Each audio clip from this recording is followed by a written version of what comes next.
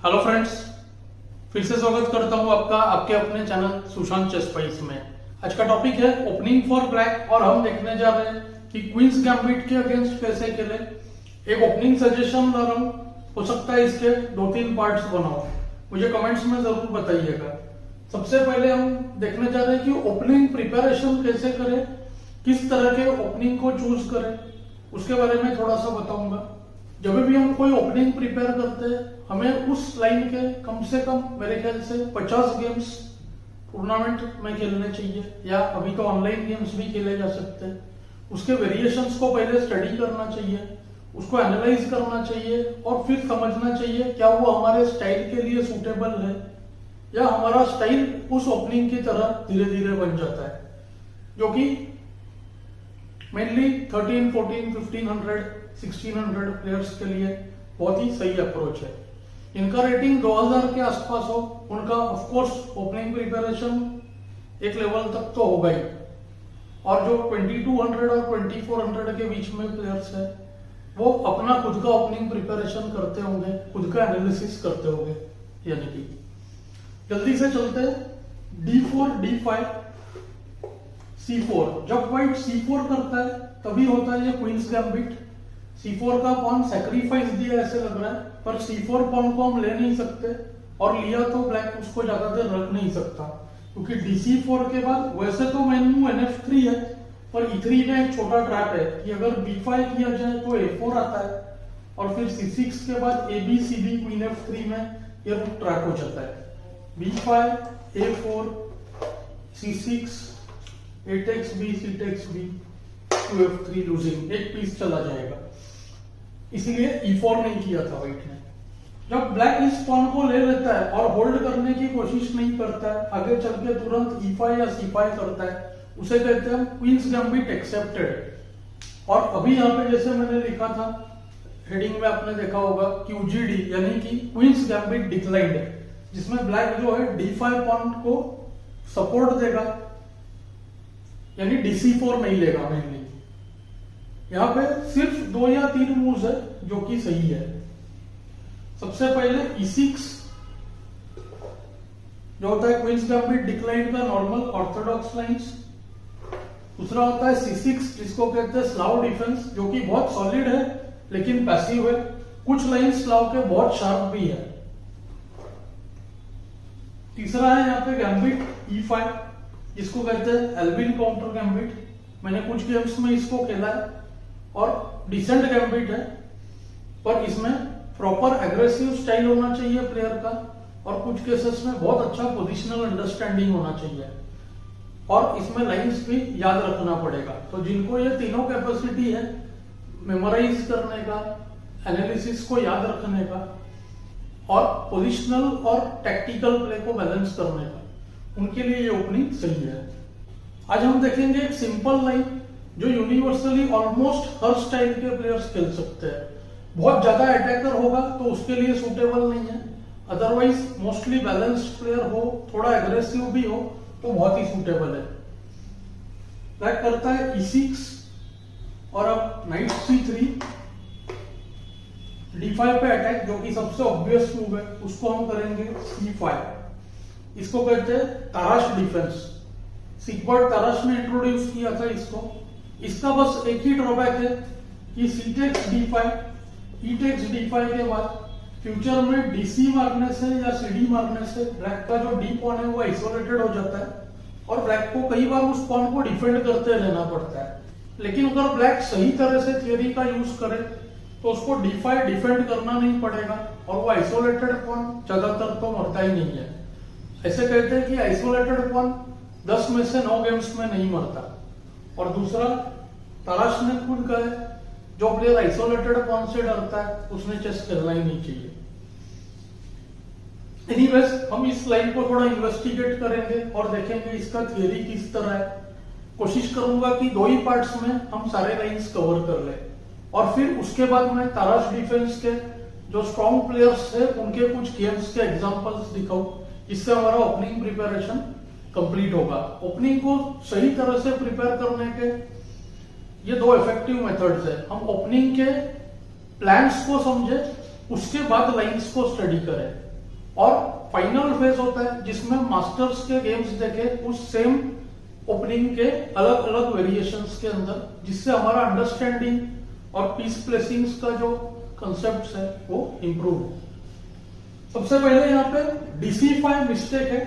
ऐसा लगता है कि बिशप C5 के बाद D5 का पॉन चला जाएगा, लेकिन अभी इंस्टेंटली आएगा D4 और अब व्हाइट को केयरफुल रहना है। नाइट B5 करने से क्वीन A5 चेक और B5 का नाइट चला जाएगा, तो नाइट E4 ऑलमोस्ट फोर्स्ड। उसको बिशप F5 नाइट पे टेम्पो गेन कर रहे हैं। नाइट G3 फोर्स्ड है। काफी लोग सोचते हैं नाइट D6 के बाद मुझे बिशप पेयर मिल गया, bishop takes D6, C takes D6, queen D6, दो बिशप्स है। पर देखिए क्या हो गया, ब्लैक का जो डेवलपमेंट है बहुत ही ज्यादा है, 1, 2 और ये जो पॉन 5th रैंक पे आ चुका है, इसको भी डेवलपमेंट की तरह गिन सकते हैं। और NF3, NC6, इसके बाद बहुत ही जल्द हम देखेंगे कि ब्लैक जो है सेंटर को ब्रेक कर देगा। NF6 कैसल कहीं ना कहीं D3 मूव करके किंग का जो पोजीशन है E1 पे इसको एक्सप्लॉइट करेगा। नाइट B4 पे भी आ सकता है काफी केसेस में, जहां पे नाइट C2 का थ्रेट बहुत ही सीवियर हो जाएगा। तो ये पोजीशन ब्लैक का बहुत ही ज्यादा अच्छा है। और यहाँ पे नाइट G3 के बाद G6, नाइट F3 को बिशप टेक्स C5। हम देख सकते हैं कि ब्लैक का डेवलपमेंट कंप्लीट होने वाला है बहुत जल्दी। NF6, NC6 कैसल, व्हाइट को अपना F1 बिशप फ्री करने में काफी तकलीफ होगा। E3 के बाद D3 भी कर सकते हैं, E3 के बाद NC6 भी कर सकते हैं। और D बहुत ज्यादा अच्छा नहीं है क्वीन D8 चेक के वजह से, पर D3 शायद सबसे स्ट्रॉन्ग है।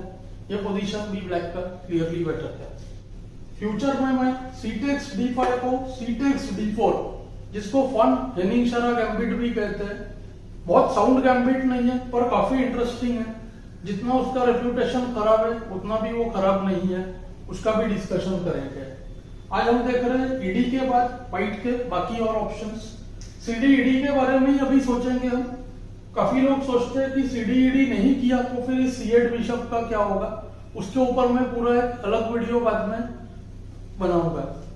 अभी व्हाइट का मेन मूव जो इस जगह पे वो है NF3 और ब्लैक करता है NC6। तुरंत NF6 खेलने से BG5 में थोड़ा प्रॉब्लम्स हो सकता है।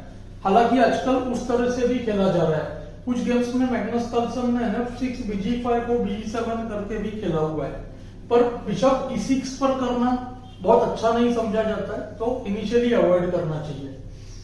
अब इस जगह पे सेम प्रॉब्लम NC6 पहले करने के पीछे एक सेकेंड रीजन ये है कि DC के बाद हम फिर से D4 कर सकेंगे कि नाइट का D4 पे सपोर्ट आ गया।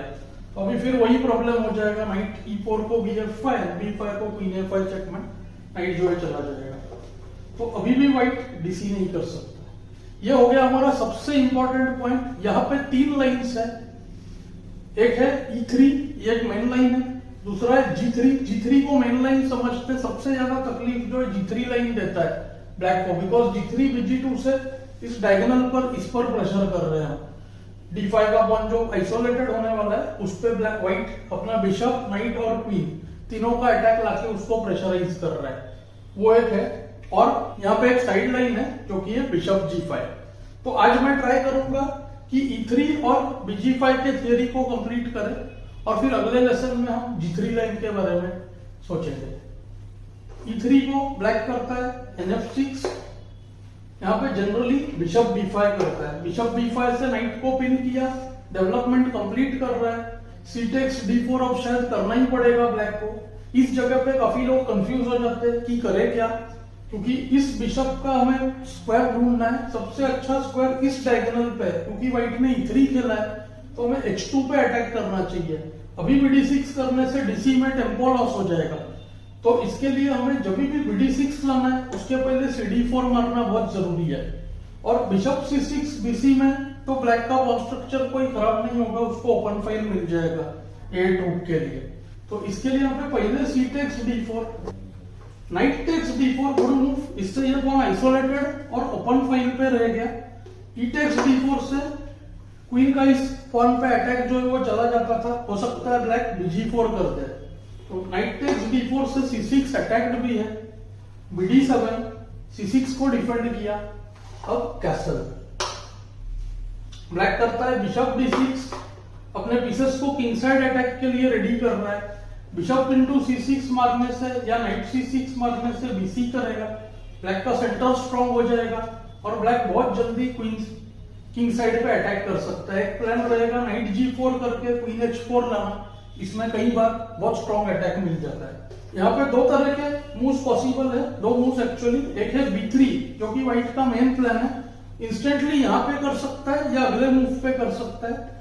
दूसरा है नाइट f3, बहुत इंपॉर्टेंट मूव है, d5 के पॉन पे अटैक कर दिया और ब्लैक को सीरियस क्वेश्चन पूछ रहा है कि d5 को कैसे बचाओगे। अगर b6 करोगे तो फिर बिशप यहाँ पे पैसिव हो जाएगा, और अगर b6 नहीं करना चाहते हो तो d5 को किस तरह से बचाया जाए। तो यहाँ पे जो थियरी है बहुत ही इंटरेस्टिंग है। ब्लैक पहले काउंटर क्वेश्चन a6 करके बिशप पर अटैक करता है, अब काफी वीकर प्लेयर्स जो बिशप c6 ले लेते हैं और bc के बाद अब हम देखेंगे कि ब्लैक का जो पोजीशन है बहुत ही अच्छा है। तो a6 के बाद व्हाइट करता है बिशप e2, अब d5 का पॉन अटैक्ड है और ब्लैक को पीसेस एक्टिव रखते हुए d5 को बचाना चाहिए।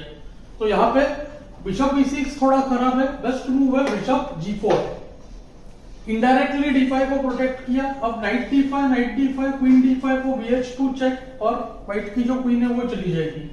तो यहाँ पे व्हाइट के पास मेन मूव तो है थियोरेटिकली b3, अभी लोग किंग h1 करते हैं तो हम देखेंगे कि a6 खेलने का फायदा क्या हुआ है, जस्ट बिशप c7 आ जाएगा और d5 को सपोर्ट आ जाएगा। b3 के बाद कैसल और फिर ब्लैक अक्सर qd6 करके किंग साइड पे अटैक करता है। इस पर्टिकुलर केस में हम b3 को qd6 g3 फोर्स कर सकते हैं करना, bf3 का थ्रेट था और अब कैसल। तो इसमें भी जैसे पहले बताया रुक e8 करके नाइट e4 मूव करके रुक d8 से d5 को प्रोटेक्शन देके क्वीन h6 पे ले जा सकते हैं। तो ये ब्लैक इजीली इक्वलाइज कर गया इस पोजीशन में, इसीलिए यहाँ पे राइट मूव b3 है, kh1 से कुछ फायदा नहीं होता। उसके बाद भी आएगा कैसल, bb2, re8, रुक c1, रुक e1 भी कर सकते हैं, सेम प्लान कंटिन्यू होता है, बिशप c7 और अब जैसे ही c3 का नाइट a4 पे जाएगा ब्लैक नाइट e4 कर देगा।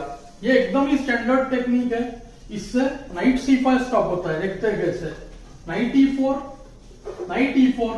अभी देखिए नाइट c5 जो दिखने में ठीक लग रहा है लेकिन ब्लंडर है, क्योंकि नाइट c5 रुक c5 bf3 qd6 रुक अटैक और क्वीन h2 मेट। तो ये पोजीशन ब्लैक का विनिंग हो जाएगा। और नेक्स्ट मूव यहाँ पे qd6 के बाद हम g3 फोर्स करेंगे, a3 b4 कर सकता है व्हाइट, क्वीन c2 कर सकता है, रुक e1 कर सकता है। सभी केसेस में यहाँ पे qd6 फोर्सिंग g3 और अब क्वीन को h6 पे ले जाके किंग साइड पे अटैक हो सकता है। ये अभी थियोरेटिकल इसका लेसन है, आगे चल के हम गेम्स में और डिटेल में स्टडी करेंगे कि इसको एग्जैक्ट अटैक में कैसे कन्वर्ट किया जाए। अब हम चलते हैं नेक्स्ट लाइन पर। देखिए आज का पर्पस सिर्फ मुझे आपको थियरी बताना है, इसके आगे चल के हम इन सब लाइंस के ऊपर गेम स्टडी करेंगे और देखेंगे कि किस तरह से किंग साइड पे अटैक होता है। तो आज हम सिर्फ थियरी को डिस्कस करते हैं। अब हम नेक्स्ट लाइन पे चलते हैं। अब हम चलते हैं नेक्स्ट वेरिएशन में जो कि है e3 के जगह बिशप g5। ये एक साइड लाइन है, ट्रैक बहुत सिंपल है, nf6 blunder, bf6 queen f6 nd5, pawn तुरंत चला जाएगा। इस लाइन को एलेखाइन ने कुछ गेम्स में यूज किया हुआ है। यहाँ पे जो राइट मूव है वो है बिशप e7, बहुत ही important move, bishop takes e7, knight takes e7। Black का पोजीशन ऑलमोस्ट इक्वलाइज हो जाता है, बहुत ज्यादा थियरी नहीं है, थोड़ा सा बताऊंगा। अगर d टेक्स c5 करके व्हाइट सोचता है कि इस पॉन को परमानेंटली बचा लेगा तो बिल्कुल भी पॉसिबल नहीं है। दो अप्रोचेस है, एक जिनको पॉन देना नहीं है वो लोग यहाँ पे सिंपल क्वीन a5 कर सकते हैं और उसके बाद c5 का पॉन जो है थोड़े ही मूव्स में चला जाएगा। फॉर एग्जांपल रुक c1 उसको कैसल और जैसे ही a3 b4 करना चाहेगा a3 को हम क्वीन into c5 ले लें, ये एक तरीका है। सेकेंड है dc के बाद अगर थोड़ा शार्प खेलना चाहे तो पहले कैसल करें और अब अगर व्हाइट a3 करना चाहेगा तो हम इस पोजीशन में d4 करके इस नाइट को परेशान करें। यहाँ पे नाइट E4 को क्वीन D5 करके इस C5 पॉन को ले भी सकते हैं, तो ये भी पोजीशन ब्लैक का थोड़ा बेटर ही है। फाइनली अगर इधर व्हाइट E3 करता है, DC नहीं मारना चाहता है, तो यहाँ पे बहुत ही अच्छा आइडिया है, ब्लैक यहाँ पे C4 कर सकता है। जनरली C4 का मूव जो होता है मिस्टेक होता है, क्योंकि B3 से पोजीशन ब्रेक हो जाता है, पर इस केस में आप देखो टैक्टिकल आइडिया है, यहाँ पे B5 good move, because night B5 करते ही क्वीन A5 चेक में नाइट चला जाएगा, और BC के बाद भी हम देखेंगे कि वही ब्लैक का जो C4 का पॉन है वो फास्ट पॉन बन चुका है, आगे आ चुका है। ये भी पोजीशन ब्लैक का थोड़ा बेटर ही होगा। और दूसरा प्रॉब्लम ये है कि जब भी E4 करेगा तो E4 के बाद जो D4 का पॉन है वो भी वीक होने वाला है इस पोजीशन में। तो यहाँ पे एक तो डायरेक्ट C4 या तो फिर कैसल BE2 C4 दोनों ही पॉसिबल है। काफी लोग कैसल करना पसंद करते हैं, कैसल DC5 को क्वीन A5 और कैसल BE2 आते ही C4। इसमें E4 आने का हमने चांसेस और कम कर दिया है, कैसल उसको बिशप F5, इससे हमने E4 स्क्वायर को कंट्रोल किया है। तो ये पोजीशन में ब्लैक का प्लान सिंपल होगा कि आगे चल के A6 B5 B4 करके क्वीन साइड पे अपना पॉन मेजॉरिटी यूज करेगा। ये कारोकान पैनापोर्टोनिक का ऑलमोस्ट रिवर्स पोजीशन है, उसमें नाइट इस F6 स्क्वायर पे व्हाइट का F3 होता है, रिवर्स पोजीशन है कारोकान पैनापोर्टोनिक का ऑलमोस्ट। तो इस तरह से भी ब्लैक इस पोजीशन को खेल सकता है। ऑफ कोर्स जैसे मैंने आपको बताया, हम इसमें अब ज्यादा डिटेल्ड थियरी में नहीं जा रहे, नहीं तो वीडियो बहुत बड़ा हो जाएगा। नेक्स्ट लेसन में हम G3 लाइन को डिस्कस करेंगे। मुझे कमेंट्स में जरूर बताएं कि आपको ये लेसन कैसा लगा। Thanks for your time.